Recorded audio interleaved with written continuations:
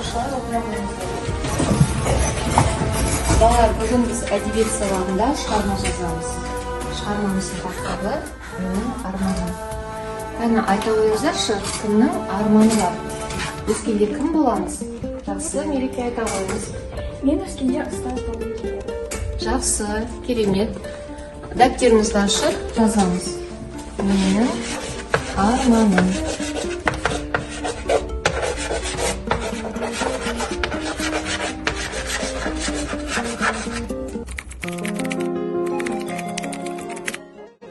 Мен Марат қызы Мереке. 2000 жылдың 28 маусымында дүниеге келдім.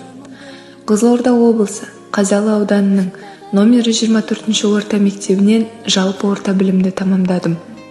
2017 жылғы жас түлек атандым. ОБТ-дан жоғары балл жинап, қазіргі Әлихан Бөкейхан атындағы университетке оқуға түстім. 4 жыл үздіксіз білім алып, 2021 жылы қазақ тілі мен әдебиеті пәні мұғалімі бойынша жоғарғы оқу орнын аяқтадым. Адамның жарқ еткен жарқын сәттерінің бәрі естелік атты ескі таспада сақталады. Осындай естеліктерді естен шығармай, арман қуып, Астана қаласына келдім.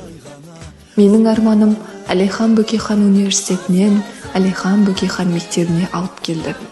Мен шығармашыл, идеясы өзгеден ерек, үлкеннен үйреніп, жаңалықты тез қабылдайтын жаңашыл ұстаз, жас маманым.